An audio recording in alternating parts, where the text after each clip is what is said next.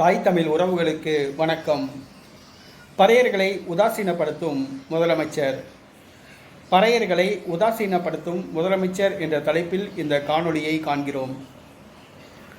திமுக கூட்டணியில் விடுதலை சிறுத்தைகள் கட்சி இருக்கிறது. ஏறத்தாழ 10 ஆண்டுகளுக்கு மேலாக இருக்கிறது.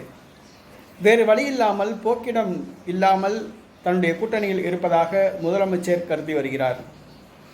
நடைபெற்று முடிந்த பாராளுமன்ற தேர்தலில் 2 தொகுதிகள் வழங்கி விடுதலை சிறுத்தைகள் கட்சியின் அதிருப்தியை சம்பாதித்து கொண்டார்.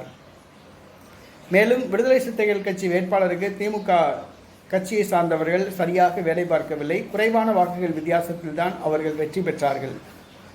இந்த சூழ்நிலையில் கள்ளக்குறிச்சியில் கள்ளச்சாராயம் அருந்தி 60 பேர் மரணமடைந்து விட்டனர். இந்த 60 பேரும் பறையர் சமூகத்தை சார்ந்தவர்கள். அவர்களுக்கு நிதியுதவி மட்டும் வழங்கிவிட்டு முதலமைச்சர் ஒதுங்கி கொண்டார். 60 பேர் மரண ஓலம் இன்னும் ஓயவில்லை. இன்னும் உயிர் பலி தொடர்கிறது. 30 பேருக்கு மேல் கவலைக்கிடமாக உள்ளனர். தமிழகத்தில் உள்ள அனைத்து அரசியல் கட்சி தலைவர்களும் கள்ளச்சாராயம் மரணம் நடைபெற்ற இடத்துக்கு சென்று துக்கம் விசாரித்தார்கள், ஆறுதல் தெரிவித்தார்கள். ஆனால் தமிழ்நாடு முதலமைச்சர் மட்டும் செல்லவில்லை. ஏனென்று தெரியவில்லை. கும்பகோணத்திலே பள்ளிக்கூட தீ விபத்து ஏற்பட்டு 50க்கும் மேற்பட்ட சிறுமிகள் உயிரிழந்த பொழுது தமிழ்நாடு முதலமைச்சராக இருந்த செல்வி ஜெயலலிதா கும்பகோணம் சென்று அந்த உயிரிழந்த குடும்பங்களுக்கு ஆறுதல் அளித்தார், நிதியுதவி செய்தார். இதை இந்த நேரத்திலே முதலமைச்சர் மு.க.ஸ்டாலின் நினைவில் கொள்ள வேண்டும். சென்னைக்கும் கள்ளக்குறிச்சிக்கும் நீண்ட தூரம் கிடையாது.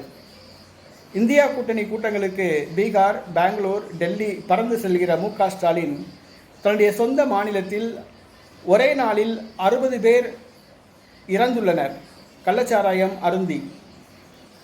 அந்த கள்ளச்சாராயம் அருந்தி மரணமடைந்த அந்த குடும்பங்களுக்கு ஆறுதல் சொல்ல மு.க.ஸ்டாலின் செல்லவில்லை. ஆனால் இந்தியா கூட்டணி எங்கே நடந்தாலும் போய் செல்வார்.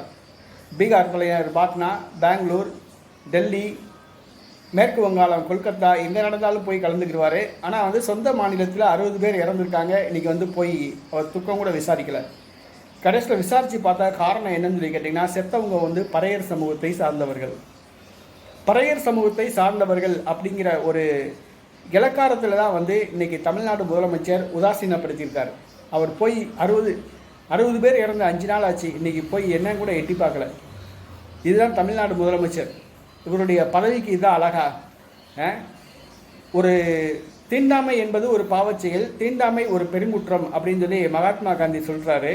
இன்றைக்கி தமிழ்நாடு முதலமைச்சர் இருக்கையில் அமர்ந்துக்கிட்டே இன்றைக்கி சாதி வித்தியாசம் பார்த்துட்டு இன்றைக்கி ஒரு முதலமைச்சர் நடந்திருக்காருன்னா ரொம்ப வெக்கக்கேடான விஷயம். செத்தவங்க 60 பேர் பறையர் அப்படிங்கிற காரணத்துக்காக வேண்டி இன்றைக்கி உதாசீனப்படுத்திட்டாப்புல. அது மிக ரொம்ப வருத்தமான விஷயம். அது வருகிற சட்டசபை தேர்தலில் எதிரொலிக்கும். அதுக்கு முன்னாடி விக்கிரவாண்டி தேர்தலையும் அது கண்டிப்பாக எதிரொலிக்கும். இதை விடுதலை சிறுத்தைகள் கட்சியினர் கவனத்தில் கொள்ள வேண்டும். 60 பறையர்கள் இறந்திருக்காங்க. முதலமைச்சர் மு.க.ஸ்டாலின் எட்டி கூட பார்க்கல. விடுதலை சிறுத்தைகள் கட்சியினர் இதை நினைவில் கொண்டு வருங்காலத்தில் செயல்பட வேண்டும்.